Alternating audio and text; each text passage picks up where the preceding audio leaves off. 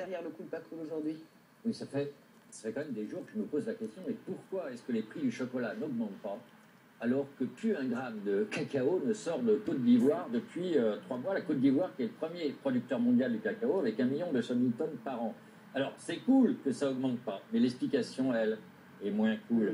Oui, parce que partout les prix des produits alimentaires augmentent à cause de la hausse des matières premières agricoles. On l'a vu sur le blé, sur le maïs, sur le riz. Et là, en plein cœur de la crise du cacao, zéro augmentation. Pourquoi? Réponse: des manœuvres spéculatives de stockage, des stockages de fèves de cacao, un imbroglio politico-économique, pour citer le site spécialisé, le blogfinance.com, imbroglio au cœur duquel on retrouve, hélas, et oui, la famille d'Alassane Ouattara.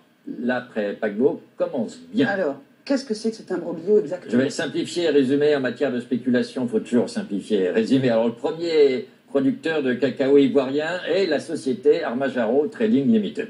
Le propriétaire est un Anglais qui s'appelle Anthony Ward. Et le directeur Afrique de cette société s'appelle, lui, Loïc Folorou. Et c'est là que ça se corse, parce que Loïc Folorou est le fils d'un premier lit de Madame Dominique Ouattara, épouse Alassane Ouattara. Alors, l'été dernier, à la veille des élections ivoiriennes, la société Armajaro avait acheté et stocké 240 000 tonnes de cacao. Pourquoi? Parce que la famille Ouattara était bien sûr très bien informée que les élections risquaient de mal se passer, que ça pouvait dégénérer, les ports bloqués, l'export de cacao paralysé. Donc ils avaient stocké, ça s'appelle de la spéculation. Bien vu, car à l'automne dernier, au moment des élections, les prix du cacao ont flambé. Et Anthony Ward et Loïc Folorou ont liquidé une partie de leur stock. Conséquence, les prix sont retombés. Bis repetita, ça s'est passé le 24 janvier dernier. Ouattara, soutenu par la France, les États-Unis et l'Union européenne, annonce le gel des exportations de cacao de Côte d'Ivoire. Alors, les cours mondiaux immédiatement ont pris 6%. On est monté jusqu'à 3 666 $ la tonne de cacao.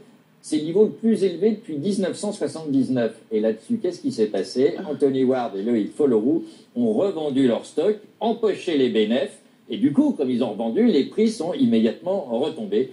Vous savez maintenant pourquoi les prix du chocolat n'augmentent pas. La société Armajaro stocke d'avance et revend à mesure pour empocher les bénéfices. Alors précisons 2 choses. 1, c'est que cette spéculation est parfaitement légale, et que 2, elle est parfaitement connue des milieux d'affaires et boursiers spécialistes de l'Afrique et du cacao. Il pourrait attendre davantage et gagner encore plus d'argent s'il laissait le cours flamber. Oui, mais en matière de spéculation, il ne faut pas trop attendre non plus. Comme l'expliquait le journal Le Monde dès le 24 février, je cite, « La résolution du conflit pourrait faire retomber brusquement les cours.